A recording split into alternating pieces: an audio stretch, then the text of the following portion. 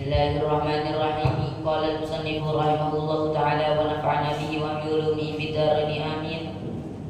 Wa ammal hasadu fa hasbuka bihi dhamman wa qubhan anna Allah ta'ala amara Rasulullah sallallahu alaihi wa alihi wa sallam bil isti'adati min syarril hasidi kama amarahu bil isti'adati min syarri syaitani fa qala ta'ala wa min syarri hasidin idza hasad. Wa qala alaihi salatu wassalam iyyakum wal hasadu fa innal hasada ya'kulul hasanata kama ta'kulun narul hataba. Wa qala alaihi salatu wassalam la yajtami'u fi jawfi 'abdin al-imanu wal hasadu.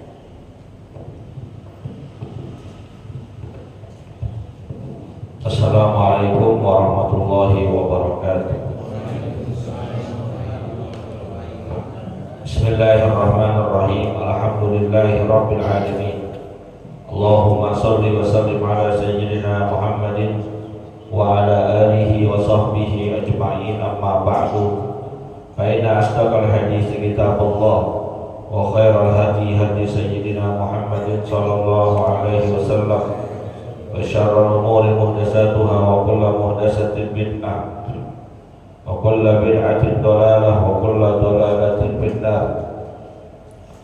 Subhanaka la ilma lana illa ma 'allamtana innaka antal alimul hakim. Rabbi shrah li sadri wa yassir li amri wahlul 'uqdatam min lisani yafqahu qawli. Amin. Yang sama-sama kita hormati dan muliakan guru kita Ustaz Dr. Andes Haji Asman bin Haji Abdul Rahim, Ketua Masjid Al-Istiqomah Ustaz Haji Asmari bin Kiai Haji Abdul Rashid Siddiq, bapak-bapak, ibu-ibu, remaja hadirin jamaah yang dimuliakan oleh Allah.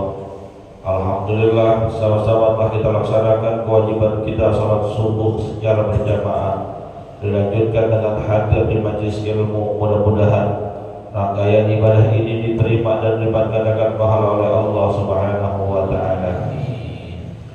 Melanjutkan kajian kita. Bismillahirrahmanirrahim. Amal hasadu wa hasbuka bihi tamman wa qabhan. Adapun sifat hasad itu, sifat dengki itu, cukuplah bagi kamu akan kejelekannya dan kekejiannya. Karena jelek banget orang punya sifat hasad tuh, merempet kemana-mana. Allah Ta'ala amara Rasulullah sallallahu alaihi wasallam bil isti'adati min syarril hasid. Dan adalah Allah Subhanahu wa ta'ala memerintahkan Rasulullah sallallahu alaihi wasallam untuk berlindung dari orang-orang yang hasad, kama amarahu bil isti'adati min syarri syaitan, sebagaimana Allah perintahkan beliau berlindung daripada jeleknya atau buruknya godaan syaitan. Jadi kalau Rasulullah diperintahkan oleh Allah untuk berlindung dari orang-orang yang hasad, kita juga berlindung dan diperintahkan untuk berlindung kepada Allah dari orang-orang yang hasad pula, sebagaimana kita berlindung dari godaan syaitan. Kan kita tuh dianjurkan untuk banyak-banyak baca a'udzubillahi minasyaitonir rajim. Aku berlindung kepada Allah dari godaan setan yang terkutuk setiap waktu kita sebisa mungkin. Bahkan ulama-ulama kita dulu, jangankan mau tidur, jangankan mau beraktivitas, mau ibadah pun kita diajarkan untuk bertawuz dulu. Makanya kalau cara sholatnya orang dulu tuh apik banget. Setelah qomat baca ta'awuz dulu, a'udzubillahi minasyaitonir rajim, a'udzubika min hamadatis syayatin wa a'udzubika rabbi ayyahdurun. Baru yang membaca usolli. Kan gak ada perintahnya. Nabi sholat aja gak pakai ta'awuz dulu. Makanya ngaji biar rada banyak kan. Karena ketika kita sholat, apakah setan gak godain? Setan nggak tenang, nggak nyaman kalau sholat kita khusyuk, maka dia masuk dalam perkara sholat kita. Faqala ta'ala, maka Allah Subhanahu wa ta'ala firmankan dalam surat Al-Falaq, Qul a'udzu birabbil falaq, katakanlah Muhammad, aku berlindung kepada Allah yang menguasai waktu fajar. Min syarri ma khalaq, daripada kejelekan makhluk-makhluk yang Allah ciptakan. Apapun itu, mau dari manusia, mau dari hewan, termasuk kejahatan-kejahatan dari bangsa jin yang memiliki sifat karakter setan yang bakal menghancurkan kehidupan akhirat kita.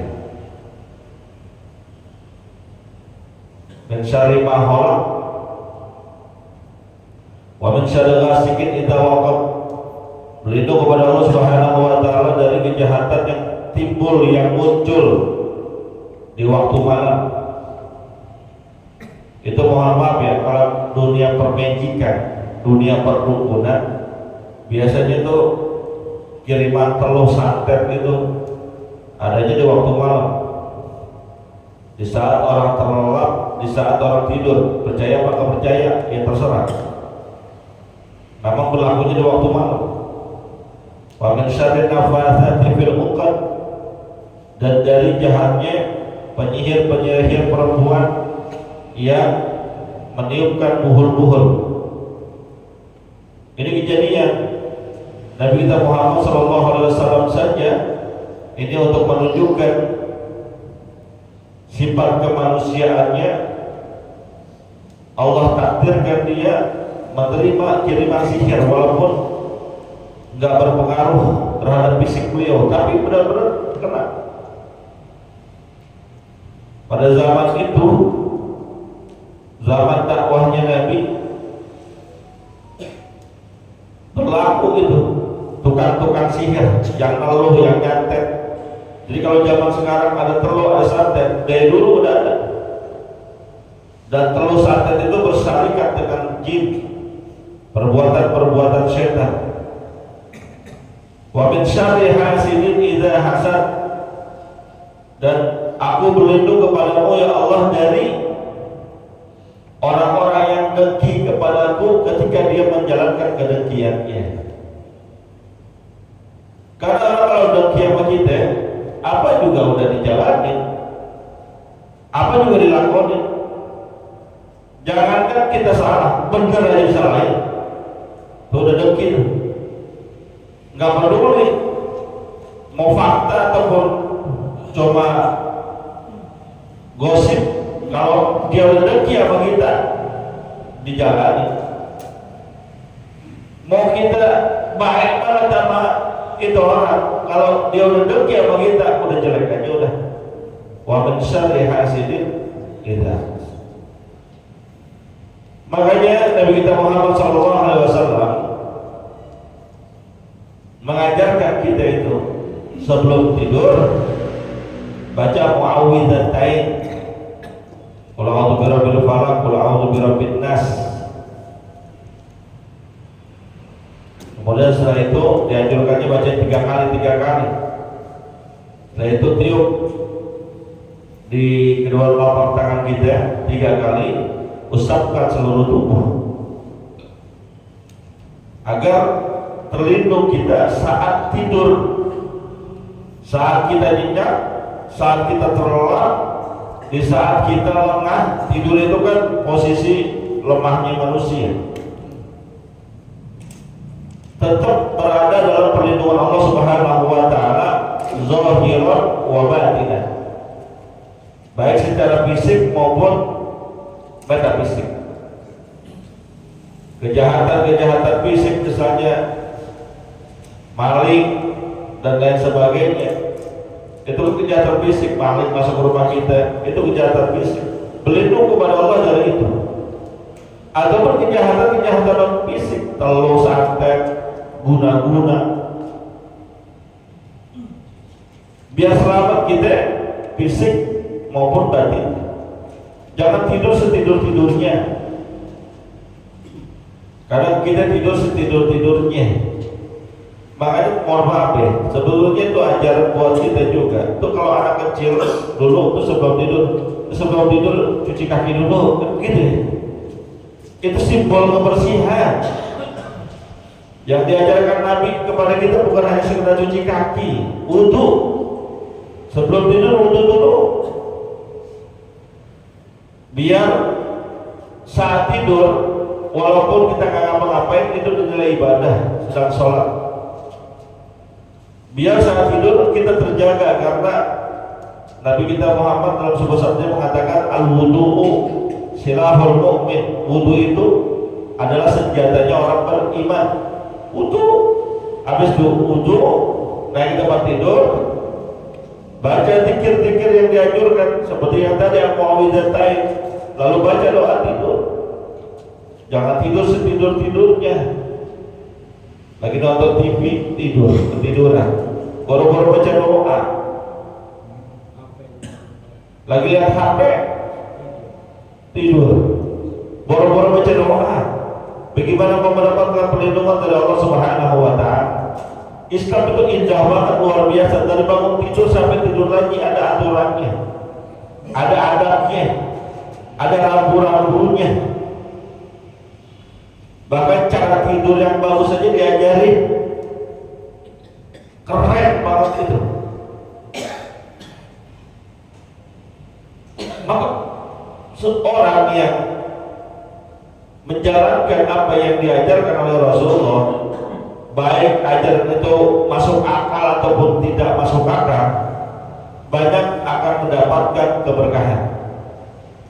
Mohon maaf ya, makan apapun lah, mau makan mau minum, makan pakai tangan kanan atau makan pakai tangan kiri, rasanya sama kan? Sama, kenyangnya sama. Minum pakai tangan kanan ataupun minum pakai tangan kiri, dahaga haus kita hilangnya sama. Tapi ketika kita minum pakai tangan kanan, Rasul ngajarin qul biyaminik, sebelumnya sambillah nyebut nama Allah. Dengan yang minum atau makan menggunakan tangan kiri dan tidak menyebut nama Allah, ada beda keberkahan di situ. Kalau berkah masuk ke dalam tubuh kita, makanan minuman berkah menjadi sumber energi. Sumber energi keberkahan itu mengarahnya kepada kebaikan. Diajak kebaikan gampang, diajak ibadah nggak susah. Tapi sebaliknya, kalau yang masuk ke tubuh kita makanan yang tidak mengandung keberkahan, timbul darinya sumber energi yang gak berkah, sulit untuk diajak kebaikan, sulit untuk diajak ibadah. Karena berkah itu artinya ziyadatul fil khairi, bertambahnya kebaikan. Jadi kalau berkah masuk ke dalam tubuh kita, mau diajak baik, mau diajak gimana aja, ayo, yang penting hidupnya kebaikan. Tapi kalau sumber energinya tidak ada keberkahan, diajak ke kebaikan berat, susah. Apa yang terjadi terhadap orang-orang yang munafik kan kemarin saya sebutkan, idza qamu ila sholati qamu kusala. Kalau diajak untuk mengerjakan ibadah sholat, mendirikan sholat, mereka kerjanya ogah-ogahan, males-malesan. Kenapa? Karena sumber energinya tidak mengandung keberkahan. Dan beberapa waktu yang lalu ada tuh statement seorang tokoh mengatakan, mau makan pakai tangan kiri maupun tangan kanan sama aja, kenyangnya gitu-gitu juga. Siapa bilang tangan kiri itu ciri khasnya setan? Enggak. Ini orang kalau ngaji pakai logika begitu. Ya kalau pakai logika, iya memang kenyangnya sama. Semua juga sama. Mohon maaf, kita pakai sendal, mau kanan duluan ataupun kiri duluan sama rasanya. Pakai baju tangan yang masuk kanan duluan ataupun kiri duluan sama. Tapi Rasul ngajarin, karena Rasulullah SAW yuhibbut tayammuna bi kulli syai'in atau bi kulli ahyani. Adalah baginda Rasulullah SAW menyukai mendahulukan yang kanan dalam segala hal-hal kebaikan. Kalau hal kebaikan tangan kanan, kaki kanan, duluan yang kanan. Tapi kalau yang bukan kebaikan, artinya bukan kebaikan bernilai ibadah, kaki kiri ataupun tangan kiri. Masuk masjid, kaki apa? Pertanyaannya ketika bapak jamaah masuk masjid, mikirin nggak tuh kanannya apa kirinya? Masuk masjid kanan, keluar masjid kiri. Bahkan ada bacaannya Allah maftah li abwaab rahmatik ketika masuk, dan saat keluar Allah maftah li abwaab suklik atau min fadlik. Itu sepele, sederhana, tapi kalau kita jalani mendatangkan banyak keuntungan, manfaat, dan juga keberkahan. Kalau sebodoh-bodohnya mau kiri kayak mau kanan kayak, pasti orang yang tidak menjalankan sesuatu sesuai yang Rasul contohkan, qillatul barakah, berkurangnya keberkahan pada dirinya. Wa qala alaihi salatu wasallam, bersabda Nabi kita Muhammad sallallahu alaihi wasallam, iyyakum wal hasada, hati-hati, awas-awas kalian berperilaku hasad, dengki, iri hati. Kenapa? Fa innal hasada, karena sesungguhnya sifat hasad itu yakulul hasanati kama takulun narul hataba, akan memakan pahala-pahala kebaikan kita sebagaimana api membakar kayu.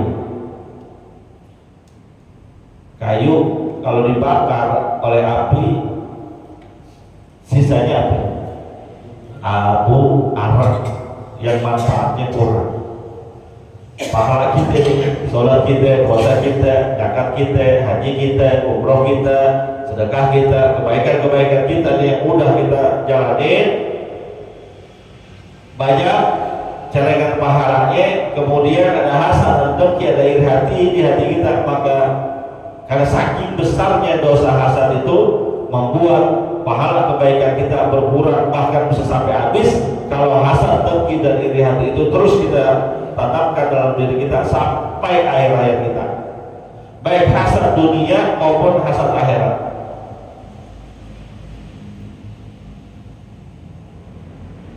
Awas,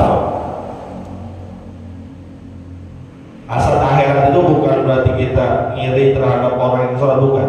Ngiri terhadap orang-orang yang Allah berikan kelebihan buat dia yang ada kaitannya dengan akhirat. Kalau hasad dunia tahu ada orang maju, orang sukses, orang hebat, orang keren, orang beli rumah baru, orang beli mobil baru, hasad dengki kita. Jangan-jangan tuh dia. Masa tahu-tahu bisa punya mobil, masa tahu-tahu bisa punya motor, itu hasad dunia. Hasad yang berbau akhirat misalnya, hasad ame ustad sama guru, enak tuh jadi ustad, Ramadan kenceng, tarawih lain, subuh lain,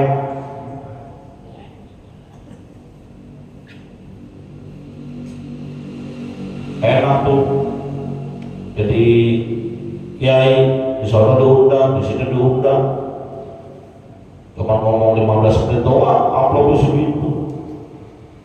Awas, mau ngapain dihasadin yang begitu, gak ada untungnya. Kita hasadan orang tentang kelebihan dia belum tentu bisa berdampak buat kita. Dalam hadis yang lain Nabi mengatakan kita hanya boleh hasad kepada dua orang aja, selebihnya jangan. La hasada illa bithnataini, nggak boleh hasad, nggak boleh dengki, nggak boleh iri kepada orang kecuali dalam dua hal. Pertama, rajulun atahu Allahu malan, kepada orang yang Allah kasih harta. Pasal tahu ala halakatihi bil haq, harta yang dia punya dikeluarkan di tempat-tempat kebaikan, buat sedekah, buat berbagi, buat zakat. Boleh kita iri tuh. Irinya gimana? gue pengen kayak dia tuh, duitnya banyak tapi gak pelit. Gue pengen kayak dia tuh, duitnya banyak, suka berbagi, suka sedekah. Itu boleh hasad gitu tuh. Pengen supaya ngikutin perbuatan baiknya dia. Bukan pengen duitnya hilang, enggak. Oh, duitnya banyak banget tuh. Kapan duitnya pada hilang? Jangan. Yang boleh, gue pengen kayak dia tuh, duitnya banyak, cuma bares, rajin sedekah, gemar berbagi. Itu boleh yang begitu. Ataupun yang kedua, rajulun atahallahul hikmah atau atahallahul ilma, kepada seseorang yang Allah kasih ilmu, bahwa yakti biha wa yu'allimuha, kemudian ilmu yang dia punya diamalin, setelah diamalin diajarin ke orang lain. Pengen kayak dia tuh ya, ngaji kemana-mana rajin, udah dapat ilmunya, diamalin, diajarin ke orang lain. Pengen kayak gitu, begitu tuh, boleh begitu. Iri dengan kebaikan-kebaikan orang yang dengannya kita bisa tertular. Gue pengen kayak Pak Haji Ano tuh, sebelum subuh udah nyampe ke masjid. Gue pengen tuh kayak siapa tuh, majlis taklim kemana-mana dia datang, dia bisa ikutin. Boleh begitu tuh. Iri kita supaya bisa ngikutin kebaikan itu orang. Gue pengen kayak dia tuh, sedekahnya di mana-mana, hampir tiap hari dia sedekah. Boleh begitu.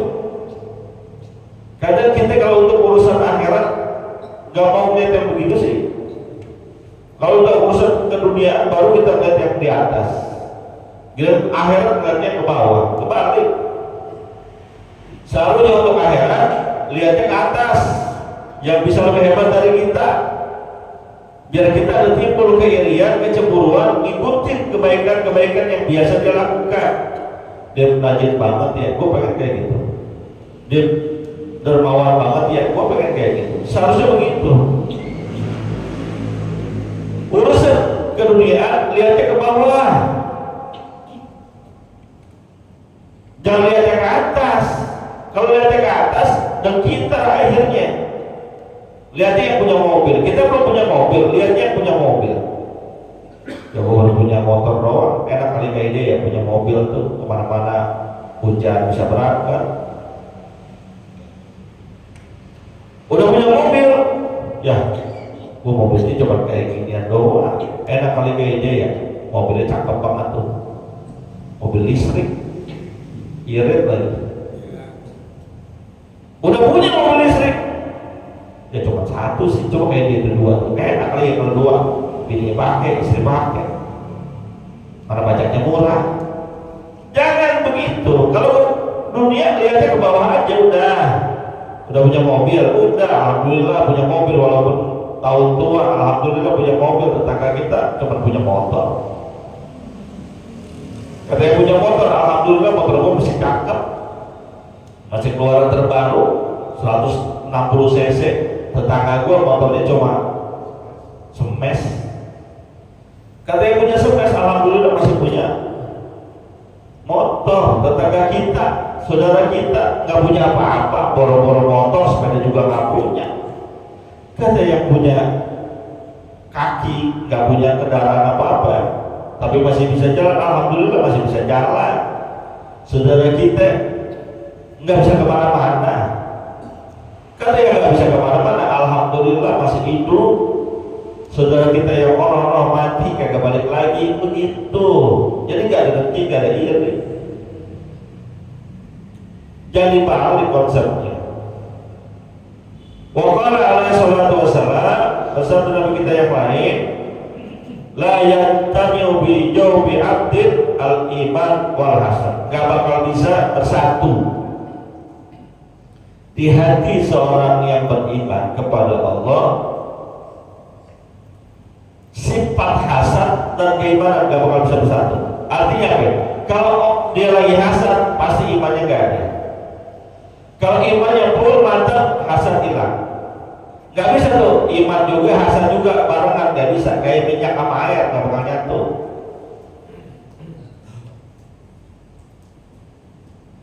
Jadi ketika ada orang hasad, iri hati goyang, berkurang. Bukan hanya hasad, semua kemaksiatan Nabi yang mengatakan la yasriku wa huwa mu'min. Gak mungkin orang mencuri itu dalam keadaan beriman, enggak. Minum khamar dalam keadaan beriman, enggak. Berzina dalam keadaan beriman, enggak. Ketika itu imannya pasti hilang. Maka karena imannya hilang, seandainya dia meninggal dunia dalam keadaan bermaksiat, pasti meninggalnya su'ul khotimah. Tapi itu kalau udah gak maksiat, imannya balik lagi. Makanya memang sifat iman itu yazidu wa yanqusu. Sifat iman itu naik, terkadang juga turun, kadang-kadang. Maka sekarang kita ngumpul, ini lagi ngecas. Iman kita lagi dicas, lagi disetrum. Biar mantap, kalau udah mantap, jalan kemana aja aman. Kayak HP nih, HP kita. Kan kalau udah baterai tinggal 10-20%, kita colok lagi itu, kita cas. Supaya apa? Supaya nanti kalau udah full, kita mau pakai aplikasi aja aman, aplikasi apapun aman. Tapi kalau udah tinggal 1%, 2%, boro-boro pakai aplikasi buat motor juga nggak bisa. Itu iman kita, ini lagi dicas nih, biar mantap. Ngecas iman kita tuh majlis taklim, majlis zikir tuh ngecas iman. Wa qala alaihi salatu wasallam, sabda Nabi kita yang lain, la tahasadu wa la tabaghadu. Janganlah kalian saling hasad, janganlah kalian saling marah. Satu dengan yang lainnya hasad, dia hasad sama kita, kita hasad juga hasad sama kita. Ada orang marah sama kita, kita aja ikut marah sama dia. Tabaghud itu saling marah, bukan satu orang doang yang marah, saling marah, dua-duanya marah. Si A marah sama B nya ikut marah sama A, udah jadi deh. Nabi katakan wa kunu ibadallahi ikhwana. Jadilah kalian hamba Allah yang saling bersaudara, yang saling merangkul, yang saling mengasihi. Kalau pidatonya Kiai Zainuddin MZ dulu, orang iman itu, saudara semuslim itu seharusnya saling asah, asih, asuh. Ingat gak dulu Kiai Zainuddin MZ almarhum al-Mampulah tuh kalau ceramah gitu tuh, harus saling asah, asih, asuh. Jangan saling gasak, gesek, gosok. Seringannya kita yaitu gasak, gesek, gosok, bukan asah, asih, asuh. Mudah-mudahan Allah ampuni dosa dan kesalahan kita. Al-Fatihah.